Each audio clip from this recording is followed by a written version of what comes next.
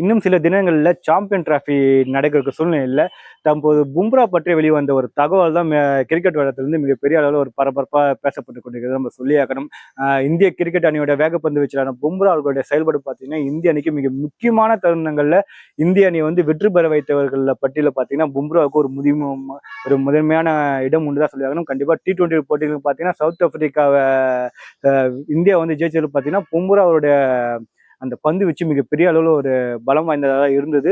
இந்தியாவுக்கு பக்கபலமாக தான் இருந்தது. இந்த நிலையில தான் சாம்பியன் டிராஃபில பும்ரா இல்லாமல் வந்து இந்தியா போது கண்டிப்பாக இந்தியா கோப்பையை தட்டி பறிக்குமா அப்படிங்கிற ரீதியில் வந்து மிகப்பெரிய அளவில் ஒரு கேள்வி எழுப்பப்பட்ட இந்த நேரத்தில் தான் பும்ரா பற்றிய அந்த பந்து வச்சு அவருடைய மருத்துவ சான்றிதழ் பற்றி ஒரு தகவல் வந்து இப்போ வெளியாகி மிகப்பெரிய அளவில் ஒரு பரபரப்பாக தான் பேசப்பட்டு கொண்டிருக்கிறது.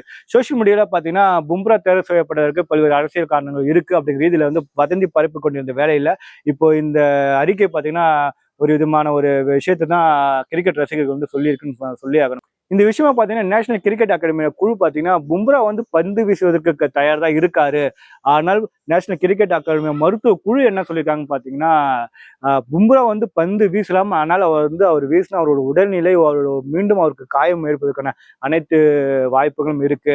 ஒருவேளை அது மாதிரி அவர் காயம் ஏற்பட்டுச்சுன்னா இந்திய அணிக்கு வந்து மிகப்பெரிய அளவு ஒரு பின்னடி ஏற்பதற்கான வாய்ப்புகள் அதிகமாகவே இருக்கு. இது எக்ஸாம்பிள் பார்த்தீங்கன்னா 2022 T20 உலக பார்த்தீங்கன்னா பும்ராவோட வந்து ஆஸ்திரேலியாவுக்கு எதிராக பந்து வீசுறதாக உள்ள கொண்டு வராங்க. அவர் உள்ள வரும்போது பார்த்தீங்கன்னா பாதிலேயே வந்து காயம் காரணமா வெளியேறாரு. அதுக்கப்புறம் பார்த்தீங்கன்னா கிட்டத்தட்ட ஒரு வருடம் கழித்த மறுபடியும் பும்ரா அவர்கள் வந்து டீமுக்குள்ளே வராரு. 2022க்கு அதுக்கப்புறம் காயம் காரணமாக 2023 தான் இந்திய அணிக்குள்ளே வராரு.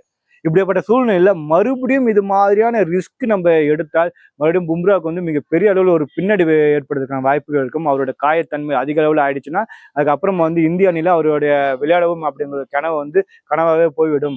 அப்படிங்கிற ரீதியில தான் அஜித் அகர்வாலுக்கு வந்து மிகப்பெரிய அளவு ஒரு ரிஸ்க் எடுக்காம ஓகே இந்த போட்டியில மட்டும் இந்த சீரீஸ்ல மட்டும் அவரை வந்து நம்ம தள்ளி வச்சிடலாம் அப்படிங்கிற ரீதியில தான் முடிவு எடுக்கப்பட்டதுல தவிர எவ்விதமான அரசியலும் இதுல இல்லை. பும்ராவோடைய உடல்நிலையை கவனத்தில் கொண்டு மட்டும் தான் நாங்கள் இது பண்ணியிருக்கோம். வருங்கால இந்தியாவோட பல்வேறு போட்டிகள் வந்து வர வைக்கிறது. அதை கருத்தில் கொண்டும் தான் பும்ராவுக்கு இந்த சீரீஸ்ல நாங்கள் வந்து ஓய்வு கொடுத்துள்ளோம் அப்படிங்கிற ரீதியில வந்து அறிக்கை வெளியிட்டிருக்காங்க. உண்மையிலுமே இது வந்து ஒரு நல்ல விஷயமா தான் பார்க்கப்படுகிறது. பும்ரா அவர்கள் மீண்டும் தன்னுடைய உடல்நிலை வந்து முன்னேறி இந்தியாவுக்காக பல்வேறு போட்டிகளை வந்து வெற்றி இருக்காங்க. அனைத்து வாழ்த்துக்களும் நாங்கள் மூலம் தெரிவித்துக் கொள்கிறோம். பும்ரா மீண்டும் வருவார், இந்தியாவுக்கான பல போட்டிகள் வந்து வெற்றி தருவார் அப்படிங்கிற நம்பிக்கையில தான் இருக்கும். நன்றி, வணக்கம் மக்களே.